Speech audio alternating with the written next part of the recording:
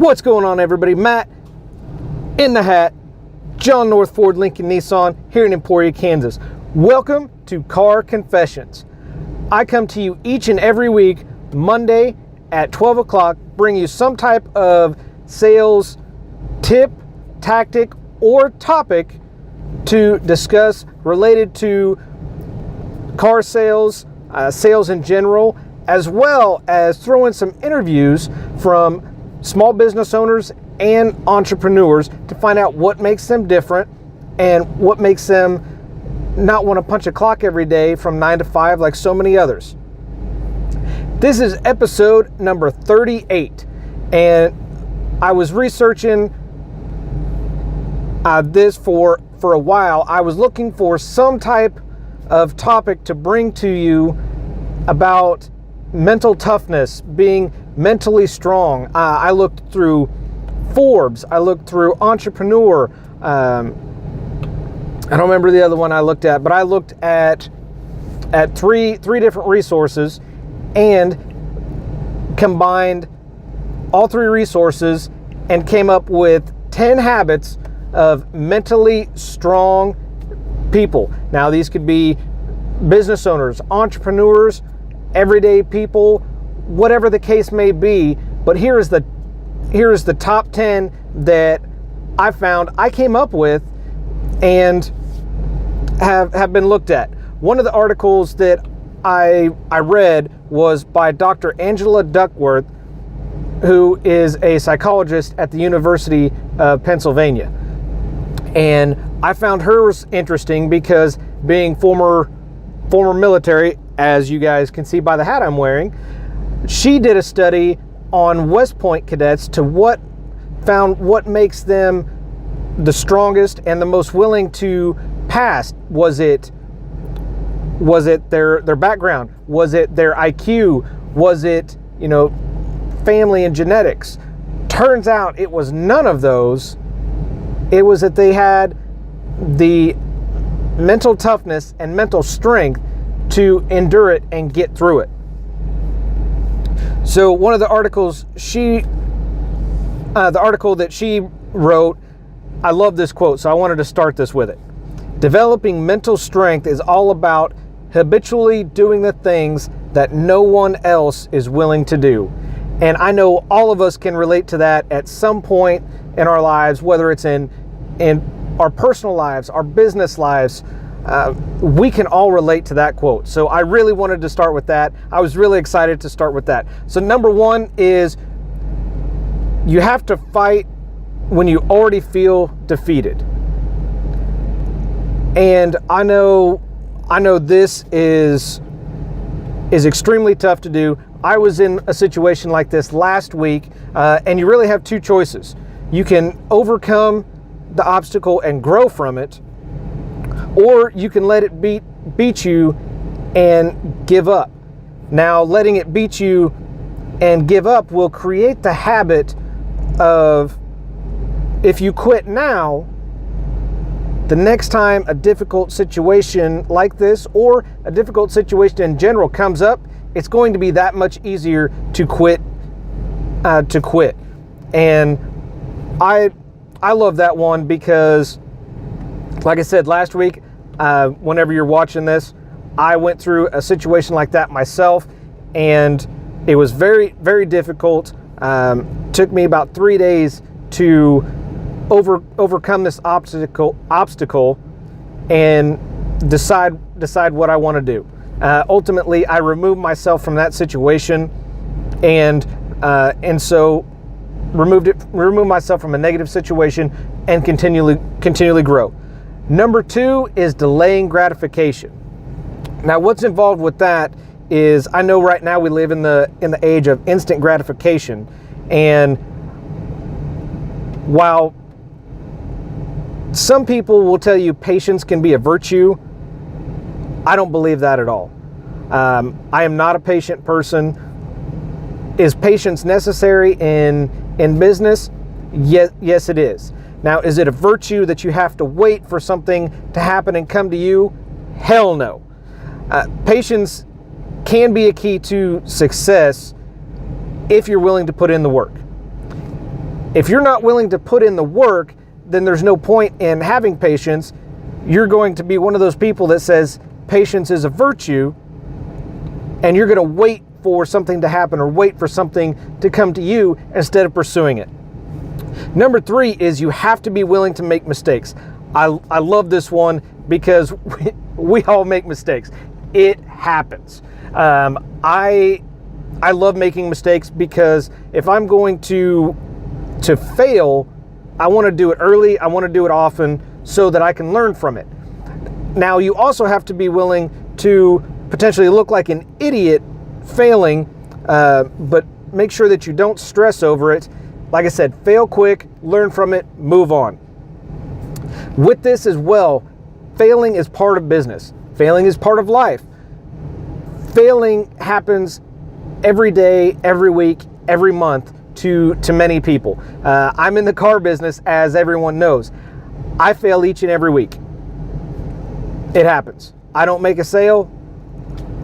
I don't make a sale during a week or during a day. That's a failure.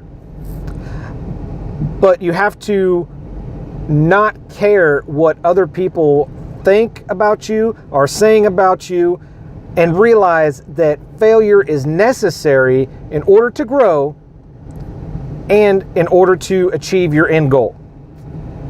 Number 4 is you have to keep your emotions in check. This is very difficult for a lot of people. I know a lot of people will disagree with me on this because it's impossible to ignore your emotions and remove your emotions completely. We all know it. It's impossible. However, it's extremely possible to keep your emotions in check and under control so you don't, fly off at the handle, or you're negotiating back and forth with somebody, you don't like what they're saying, and your hands just slap the table and you just stand up and storm out. I mean, shit happens. But you have to remember, you have to remove emotion from the situation. The situation I referenced in number 1, I removed my emotion from the situation. However, the others involved did not, based their decision making on an emotional response, emotional reaction. You can't do it. You can't do that. That takes all your analytical, logical thinking, throws it out the window. It's replaced with emotion. Can't happen. Just end of story. Can't happen. And on top of that as well, with the emotions, if you're in a bad mood, which I was last week, as some of you saw, I was in a bad mood for about 3 days. That bad mood, that negative mindset is contagious. Just like smiling is contagious, just like a positive attitude is contagious, that negative emotion and that negativity will spread. And it'll spread quick, it'll spread fast, and it'll spread to everybody. And that doesn't benefit you, that doesn't benefit anybody else. Number 5, I mentioned this as well. I love this one too. You have to make the calls that you're afraid to make. I did a video, whatever day it was, and I talked about making the calls that you don't want to make, making the follow-up calls that you know you're going to hate. You know it's a problem customer. You know that no matter what, you're not going to make them happy. It happens.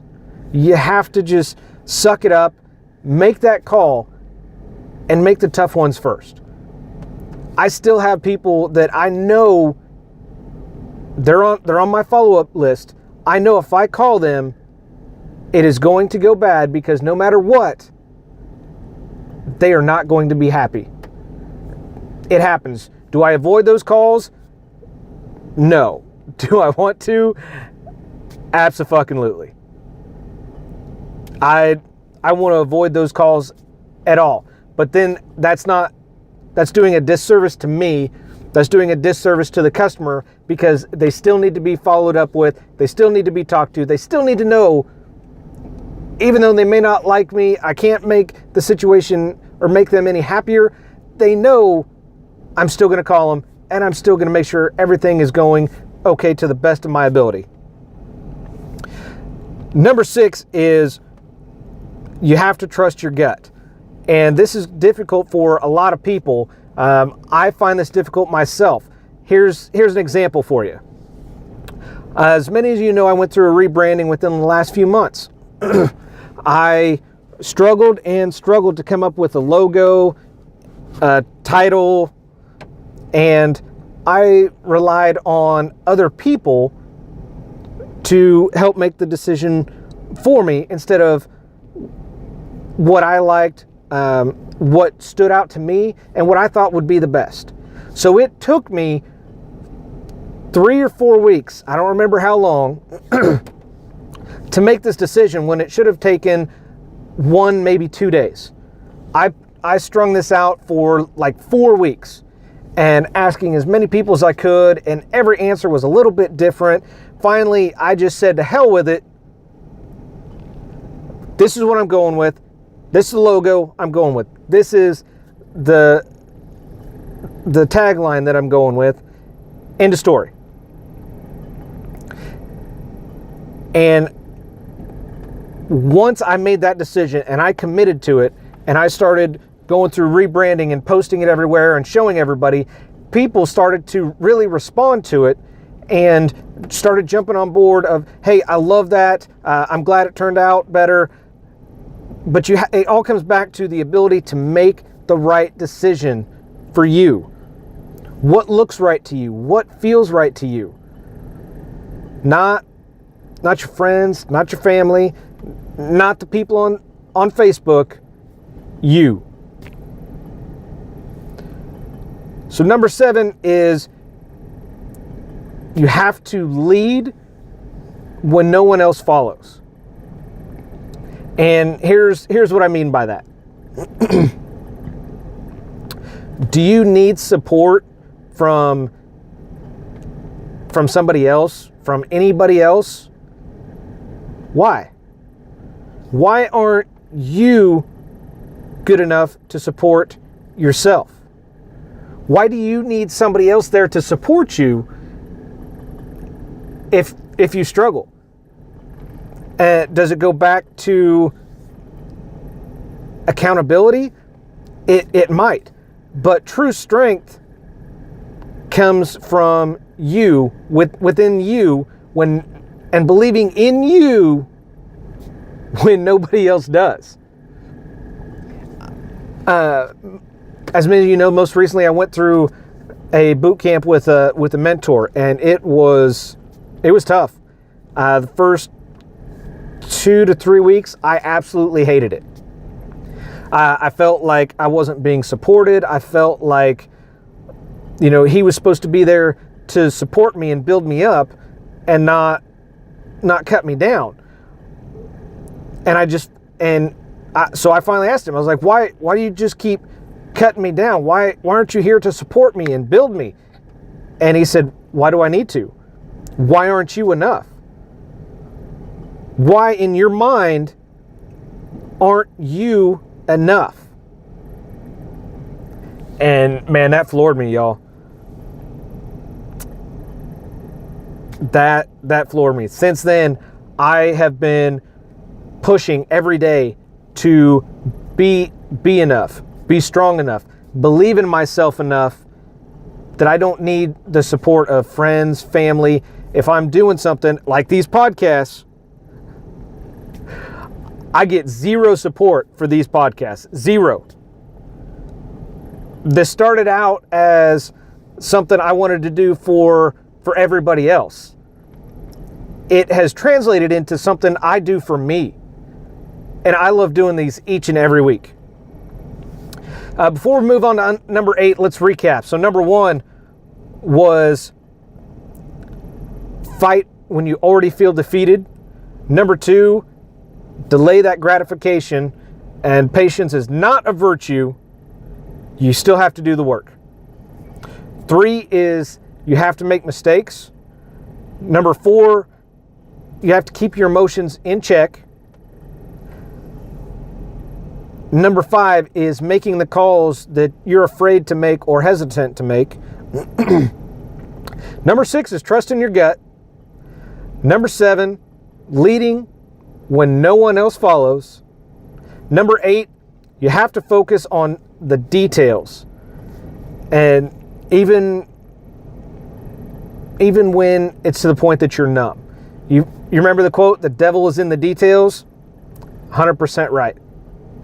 When your mind is just numb and you're tired and run down and exhausted, that's when you need to use some self-talk, whether you go stand in front of a mirror and talk yourself up and just yell or scream or just have a conversation with yourself.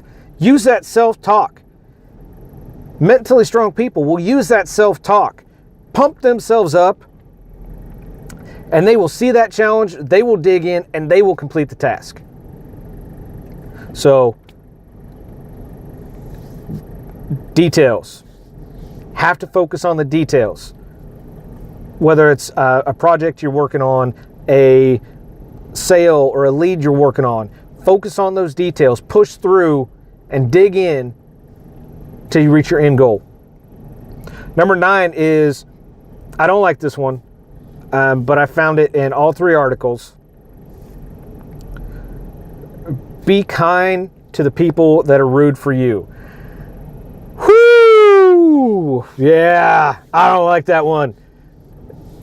And many of you that know me know I am not the bigger person. I will stoop down to somebody's level just like that to make them look like an asshole. I will do it. But that's a slippery slope to go down, because going down to their level, you have just given up your control. You've given up your control over the situation. You've dropped down to their level. They have now drug you into that negative environment and that negative situation, and they own you. They fucking own you. Truth. So there's that fine line of not letting them walk over you, but you don't have to be rude to them. A lot of people believe kill them with kindness. I'm not one of those people, because you're still addressing the situation. You're still giving them the attention.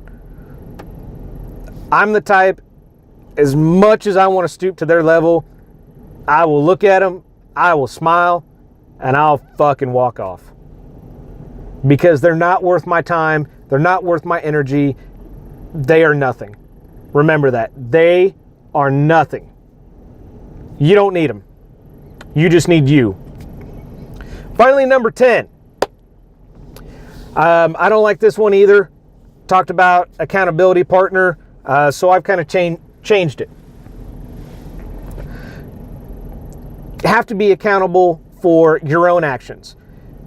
I know in a lot of my sales groups, a lot of my business groups, even my boot camp that I went through with my mentor, JC Limitless and the Limitless Institute, everybody in there was talking about an accountability partner, and he smashed that quick. You have to be accountable for yourself, your actions. You can't rely on somebody else. Here's an example. When I first started at the dealership I'm at now, a little over a year ago, one of the salesmen that was instrumental in getting me over there asked to team up to do some work, help me out, and we were going to do something and set goals every single day. I was like, cool, let's do it. That's exactly what I need to get on my feet, hit the ground running.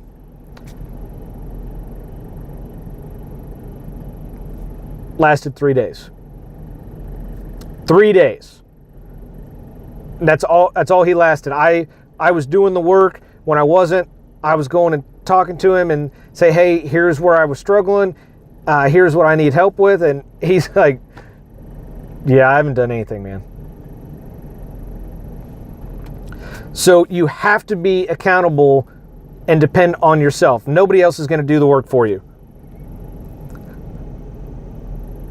And if you stand out by taking more responsibility, not making excuses, and not blaming others, take full responsibility. That gives you control. That gives you power over the situation so it will not happen again. If I lose a sale and I don't close somebody, I take 100% full responsibility. I will go ask my management team, where did I go wrong? What did I do? What didn't I do? What didn't I ask? I will even follow up with customers. I don't do it all the time, I'll be honest. And I'll give them an exit survey. It's like 5 or 6 questions. Or I'll have one of the managers do it of why I wasn't able to close them, why I wasn't able to earn their business that day. And go from there and use that as a learning experience. With this, you have to care more about your results and your end goal than your ego and your image. Now, having an ego can be healthy. Absolutely. As I just talked about, you have to have that ego to be mentally strong, be mentally tough, hold yourself accountable, do the fucking work. Like Damon Sewell says, DTFW, do the fucking work. It's that simple.